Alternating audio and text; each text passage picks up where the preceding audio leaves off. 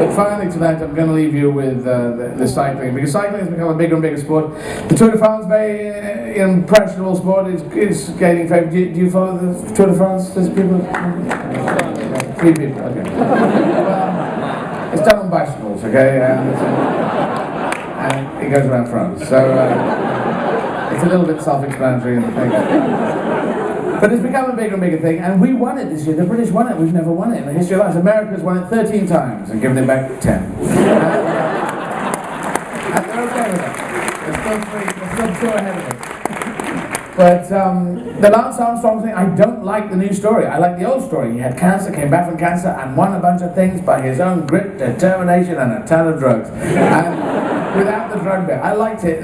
The old days, it was great. It was like, you know, anyone could grab it. It didn't have to be an American story. It was an anyone story. Come on, fortitude, go for it. And now it's a... this thing and that thing and that thing and that thing and cream buns and jam and tubs and I don't know. And blood swapping where you take, I think you take your blood out, you take some blood out, you put it in the fridge and then the body makes more blood, then you put it back in, you got more blood. Let's go to Tahiti. There's some vampires are going, why did we not think of it? Where was research and development all this time? 1,000 years we have been fucking around in Transylvania. No one thinks of the blood swapping. It takes some people in the Postmaster General, what is it, the Post Office of America team. They go, how fucking weird is that? We could have been, you take the blood out, you put it back in, out, you take it all about, you do the okey cokey, and you take it. That's what it's all about. Oh, that's swapping. Oh, that's swapping. Why are we vampires dressed as magicians? What the fuck is that?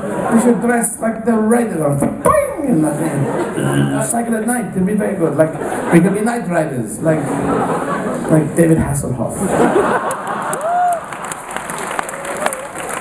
David Hasselhoff, who defies gravity. You kind of admire him for his fortitude to defy gravity. Claims he is German, and he sort of is. I think the Germans don't know he is not. I have a friend called Michael Mittermeier, who's a German stand-up, and I've been co-promoting him in Britain. He's doing it in English now. And we were just in Austria, and it's interesting talking about Hitler, because Michael says that, you know, they're going to say, well, you know, you Austrians, Hitler wasn't German, he was Austrian. And the Austrians say, no, you took him, baby. Nothing to do with us. We didn't know ways. It's the inverse of the Russell Crowe thing. We were born in New Zealand and Australia and New Zealand. Interesting, I didn't know. I don't know who he was. So, yeah. Meanwhile, the French and the Corsicans will claim Napoleon happily. Interesting. Both did mass murder, but Hitler hated. Hitler, interestingly, if he hadn't hated the Jewish people so much and murdered all that murder, yeah, then the Jewish people worked for the German nation in the First World War. They would have worked for the German nation in the Second World War. They could have invented the nuclear bomb. He could have won. What a dickhead. And he got one thing right. He blew his head off and took poison. A bit late. A bit fucking late. So, yes. Now, I think with the Tour de France, it is another time for the Tour de France to become a poster child for non-drug-takey kind of cycling. Everyone being tested, you know, that's what they should have, the Tour de France, and everyone goes, it's amazing, very clean sport now. That in 10 years' time, that would be nice. But also the drug-taking isn't actually the problem. It was legal drug-taking up till, you know, the early 1900s. And I think it's the lying about the drug-taking that is the problem. So if everyone could take drugs, whatever drugs you could find, that would be okay. I think the world is ready, maybe, for a second Tour de France called the Drugged Up to the Fucking Eyeball. Where people are tested to make sure they're taking drugs. And if not, they are banned from everything. You're taking part in the drug to the fucking eyeball to the right. I don't understand what you said.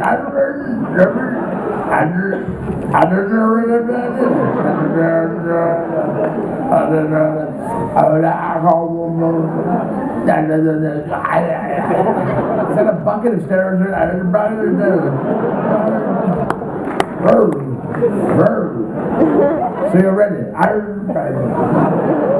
didn't understand any of this. Well, good luck anyway. Yabba-dabba-doo.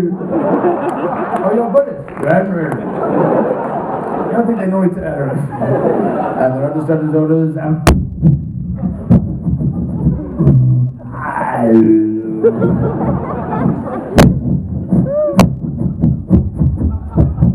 slow down, slow down, your limbs will come up. They're going 500 miles. They're coming to the Alps. He's lost both legs. Broken the sandbar. Look on. That's a dog. That's a rabbit. What the fuck that is? Get the blood. That's a vampire.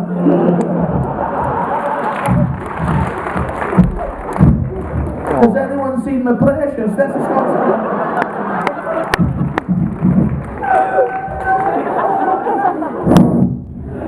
You've just finished a 3-week course in 2 hours. How do you feel?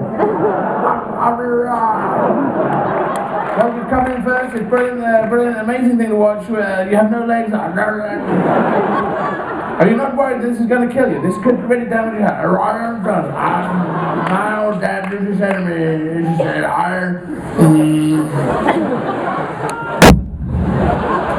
his head has exploded. Oh my God. It's just like the Hindenburg, the humanity of it all. It's the same all over again. Oh, his head's in flames, oh my God. But he has become posthumously, if not alive, the first winner of the drug to the fucking eyeballs Tour de France. Thank you very much, Beograd.